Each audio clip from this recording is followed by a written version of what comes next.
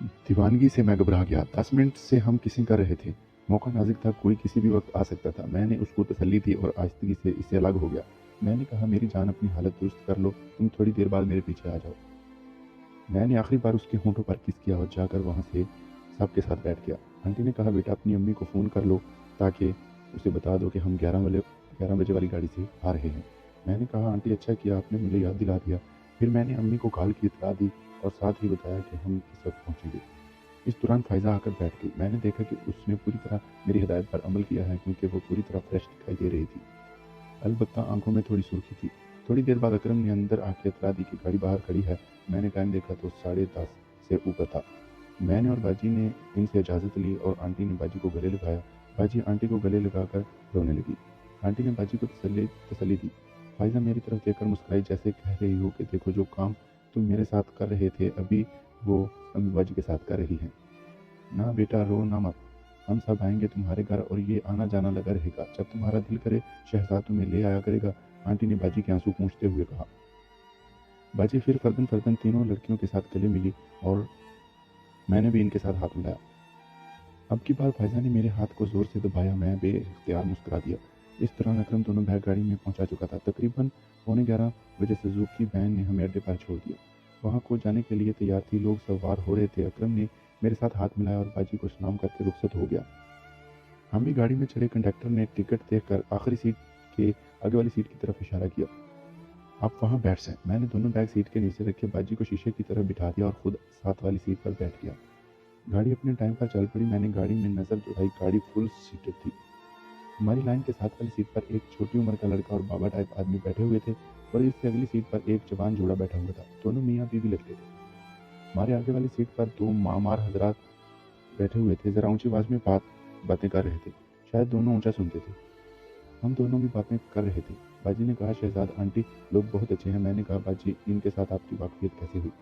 Aunty का एक बड़ा भाई हमारा पड़ोसी है, बल्कि अब तो हो गया। आंटी वहाँ अपने भाई के यहाँ आती जाती थी और इसके बच्चे भी। इस तरह मेरी इनके साथ जान पहचान हो गई, बल्कि साइमा तो मेरी अच्छी दोस्त बन गई थी। फिर साइमा ने मुझे अपने घर आने की दावत दी। इस तरह मेरा इनके घर आना जाना शुरू हो गया। आंटी बहुत दर्दमंद दिल रखने वाली खतून है। एक दिन जब मेरा ससुराल वालों के साथ झगड़ा हो गया तो मैं आंटी के यहाँ आ गई। सबको बहुत खुशी हुई, लेकिन आंटी मेरी अंदरूनी हालत भांप चुकी थी। उसने कहा, क्या बात है, आज हमारी सायरा बेटी परेशान लग रही है। मुझे बताओ। हमदर्दी के 2 बोल सुनते ही मैं सब के बंधन टूट गए।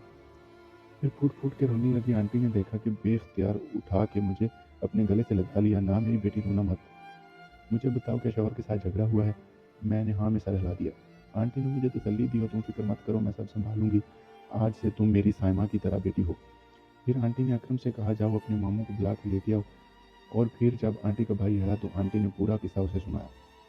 उसने कहा, मैं अभी जाके इनसे बात करता हूँ, और चला गया। फिर शाम को आंटी का भाई इन लोगों के साथ आया और इसी बड़े कमरे में बैठकर बातचीत करने लगे। आंटी भी साथ बैठ चुकी थी और बातों में शरीक थी। बहरहाल आंटी और उसके भाई ने मामला संभाल लिया और मैं रात को घर चली गई।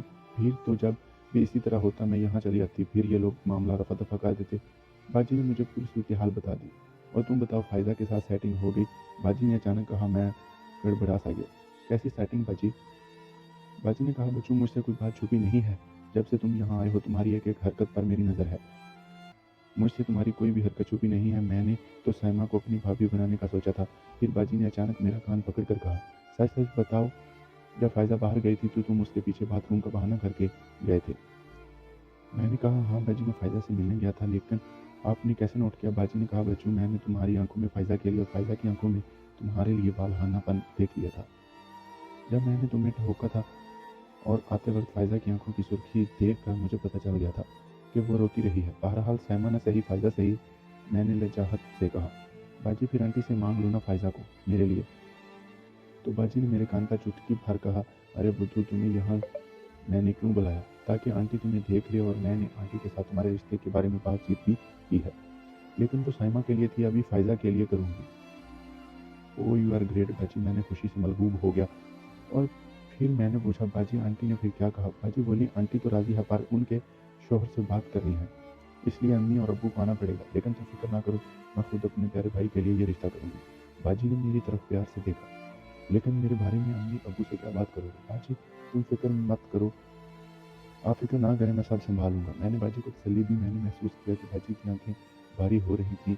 मैंने दोनों बैग सीट के नीचे से निकाल कर बाजी के पैरों वाली जगह पर रख दिए और बाजी से कहा, आप अपना सर मेरी गोद में रख दें और दोनों घुटने मोड़कर बैग के ऊपर करवट लेकर लेट जाएं। बाजी ने ऐसा ही किया। मैंने गाड़ी में नज़र दौड़ाई। तकरीबन सब सो रहे थे सिवाय चंद एक के। हमारी सीट के इर्द गिर्द तो सब सो रहे थे, अलबत्ता हमारी लाइन के साथ वाली सीट के अगली सीट पर जवान जोड़ा खुशफेलियों में मसरूफ था।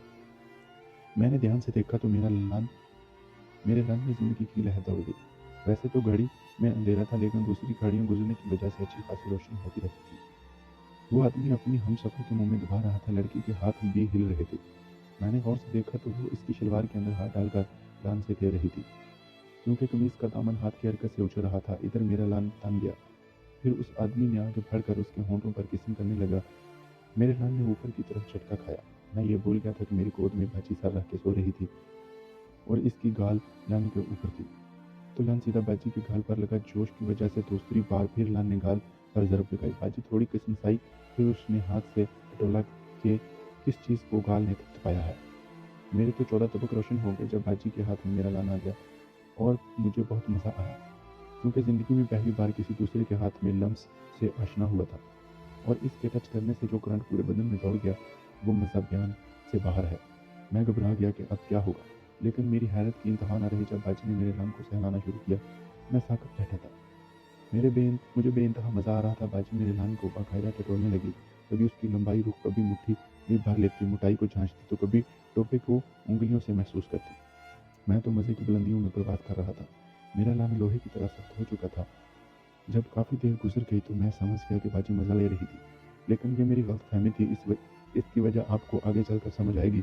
खैर, फिर मैंने हिम्मत की और अपने हाथ बाजी की बगल के नीचे आस्ती से रख दिया और नरमी से सरका कर ऊपर वाले मुम्मे पर रख दिया। बाजी कुछ न बोली। मेरा हौसला और भी बढ़ गया। मैंने मम्मी को हल्का सा दबाया, तब बाजी के बदन को झटका लगा, जैसे कोई सोया हुआ आदमी किसी की लम्स महसूस करके झटके से जाग उठा हो।